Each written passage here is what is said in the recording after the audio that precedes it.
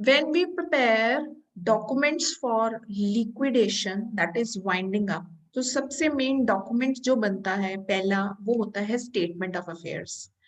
Statement of affairs जब हम किसी कंपनी का बना रहे हैं वाइंडिंग अप के केस में, वी आर क्लियर कि हमारी कौन से एसेट्स हैं जो प्लेज नहीं करवाए गए, कौन से एसेट्स हैं जो प्लेज करवाए गए एज पर लिस्ट बी, तो हमारे पास कितना टोटल सरप्लस या टोटल एसेट्स अवेलेबल है टू पे आवर लायबिलिटीज। सो फिर हम लायबिलिटी की लिस्ट बनाना शुरू करते हैं, और जैसे ही पहले ही प्रेफरेंस होती है लायबिलिटी पे करने की, ये पे करने के बाद यानी secure creditors and preference creditors को पे करना ही करना है फ्रॉम द टोटल एसेट्स, तो कितना बैलेंस अवेलेबल होगा, देन डिबेंचर होल्डर्स को पे करके फिर कितना बैलेंस अवेलेबल है, सरप्लस है कि डेफिशिएंसी है।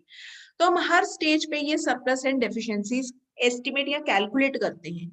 लेकिन इस स्टेटमेंट ऑफ अफेयर्स के साथ अलग से डेफिशिएंसी या सरप्लस अकाउंट जरूर बनाया जाता है in order to list the reasons, what reasons led to the deficiency or surplus of winding up। और ये लिस्ट प्रिपेयर करने के लिए वाइंडिंग अप ऑर्डर के डेट से लास्ट 3 इयर्स का डाटा जो है पिक किया जाता है, और ये अकाउंट 2 पार्ट्स में बनाया जाता है। फर्स्ट पार्ट में वो आइटम्स लिस्ट की जाती है, फर्स्ट पार्ट में वो आइटम्स लिस्ट की जाती है जिन आइटम्स के कारण डेफिशिएंसी हुई such as losses, and second part में वो आइटम्स लिस्ट की जाती है जिनके कारण सरप्लस हुआ, दैट इज प्रॉफिट्स। अगर फर्स्ट पार्ट ज्यादा होगा सेकेंड पार्ट से, यानी लॉसेस ज्यादा होंगे प्रॉफिट से, तो ऑब्वियसली डेफिशिएंसी होगी। लेकिन अगर सेकेंड पार्ट ज्यादा होगा फर्स्ट से, यानी प्रॉफिट ज्यादा हुए लॉसेस के कंपैरेटिवली, तो ऑब्वियसली सरप्लस होगा एक कंपनी के लिए। तो ये account specimen of deficiency in surplus account reasons list कर देता है किन आइटम्स के कारण डेफिशिएंसी हुई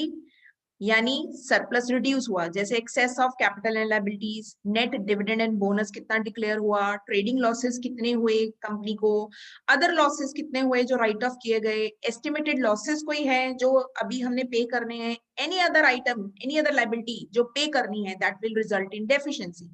तो जब हम इसको टोटल करते हैं तो हमारे पास टोटल अमाउंट आ जाता है दैट में लीड टू डेफिशिएंसी। उसके बाद हम सेकेंड पार्ट में लिखते हैं items that reduces deficiency, that means that contributes to surplus. जैसे इसमें हम लिखते हैं excess of assets over capital, net trading profits कितना हुआ, any other income and profits and other items that contributed to surplus. तो यहाँ पे हम निकालते हैं अमाउंट नेट की डेफिशिएंसी हुई कि सरप्लस हुआ as per the statement of affairs. So ये दो स्टेटमेंट्स या अकाउंट्स बनाकर ही पिक्चर क्लियर होती है कि एक company will be able to pay out it surplus और नॉट, उसको आई मीन लायबिलिटीज और नॉट, उसको सरप्लस होगा कि डेफिशिएंसी होगी in case of winding up.